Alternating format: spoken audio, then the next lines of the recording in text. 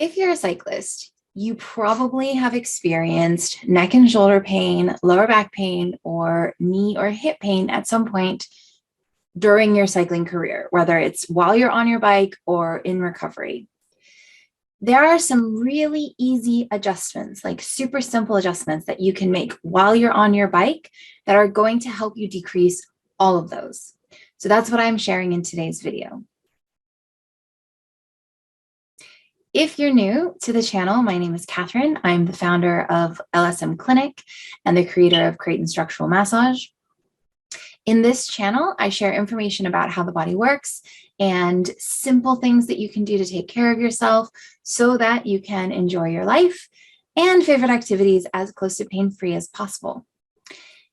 So let's get right into the tips. Number one of the things that we talk about a lot when we work with our clients who do any type of exercise, whether it's running, cycling, triathlons, tennis, squash, you name it, is glute activation. Glute activation is really central to the correct function of the way that your legs and your body move. However, for a lot of people, it's switched off. Now, cycling, it's really difficult to activate your glutes effectively because you are almost always bending your hip or flexing your hip. So it's very rare that your leg is straight up and down with your hip. And it's even rarer, like basically never, your leg comes behind you. So that means that your glutes are almost always in a lengthened position, and it can sometimes be harder for muscles to activate when they're in a lengthened position. That means that you might be trying to pedal and activate your glutes and use your glutes to pedal, but because of the nature of the movement, it can be really difficult. So an easy way to improve your glute activation while you're on your bike, and obviously you can do the pre-warm-up of glute activation, but if you're having trouble while you're on your bike, what you can do is in the moments where you're not pedaling, right? Because whenever you're cycling outdoors, you do have moments that you're not pedaling constantly. Almost no one is. Squeeze your butt cheeks together, activate your glutes while you're not cycling. And you should notice a difference when you push down on the pedals.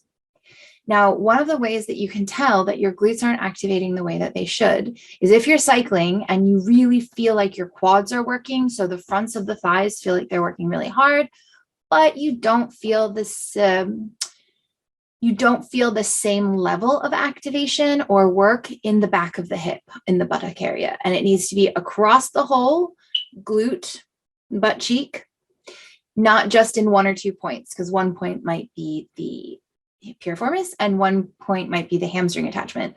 If you're not sure about what those are, I have an entire glute activation playlist, muscle of the month piriformis, and other resources. I will link the glute activation playlist below. So that's number one. Number two is activating your lower abdominals while you're cycling. Now, when you're cycling, you're using your hip flexors, which attach to your spine and can pull your lower back forward. So if you don't use your abs to support your trunk while you're cycling, you are very likely to end up with lower back pain, especially if you're not using your glutes when you cycle. So activating your abdominals prevents your back from kind of collapsing through the lower back, and it's going to help protect that kind of core area of your body. Also, when you are cycling, it's really common for people to have all of their weight resting through their arms. So they're holding themselves by their arms, which puts a lot of strain through the arms and through the shoulder girdles. So oftentimes we see clients who are cyclists who have shoulder pain, and it's because they're putting all of their weight through the handlebars, holding themselves up. Your lower abdominals should help hold your body up so that your whole weight is not resting on your hands and your arms. It can vary. It can be 50-50. You can find sometimes that you can hold yourself up completely with your abdominals and just have your hands there for steering. And obviously, as you get more tired, you'll probably rely on your arms more through your cycle. But really try to activate your lower abdominals so that when you have your hands on the bar, you're not trying to support your entire upper body through your shoulders. If you'd like more information about how to activate your lower abdominals or what activation is, I have videos on those and I'll link them below. The third tip, Number 3, lift your neck very slightly while you cycle. So you may or may not be surprised to know a lot of cyclists get neck pain. And actually, when I was first starting to commute into an office years ago, it was the first time I ended up having a chronic neck issue, even though I'd been working in offices for years before. It was the kind of bit of water that overflowed the bucket, so to speak. And if you don't know what I'm talking about, that's the water bucket analogy, which I will also link below. Now, obviously, when you are cycling, you cannot sit up in good posture. You cannot keep your head over your shoulders. It's physically impossible.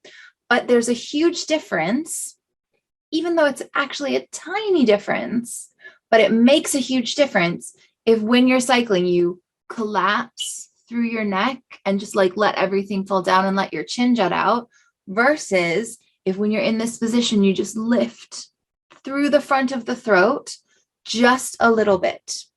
And that helps to take pressure off the back of your neck. It means you're not scrunching the vertebra in the back of the neck. And it's also going to help you long-term with posture, because then you're using those muscles, which you need for sitting up and moving around in your day-to-day life. And it is a really small shift. From the outside, it probably doesn't look terribly different. Like there might just be, you notice a little bit of a difference in where the throat is and how the neck looks. But if you can get into that habit of just a very slight lift through the throat when you're down on your bike, you'll notice a big difference. Okay, so I'm going to review these because I think repetition is really helpful when it comes to learning things.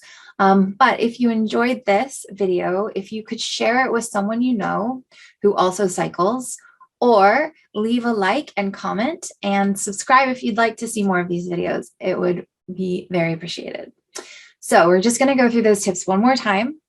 Number 1, when you cycle, when you're at rest, activate your glutes by clenching your butt cheeks. And that will make it easier to use your glutes to push through the pedal. Number 2, activate your abdominals, your lower abdominals specifically. So we're not talking about the upper abdominals underneath the ribs. We're talking about the lower abdominals underneath the belly button, between the hip bones. It's going to help support your lower back. It's going to help decrease the pressure that you're getting through your arms and your shoulders. And tip number 3 is activate the throat, or the muscles behind the throat on the front of the spine, the neck flexors just a little bit, so you're not collapsing through the neck. That's going to help reduce the neck and shoulder pain that you might be getting. And a lot of neck and shoulder pain can lead to tension headaches as well. So I'd love to know, please let me know in the comments if you're going to try any of these, or if you have any questions about any of them. And I will see you in the next video. Bye.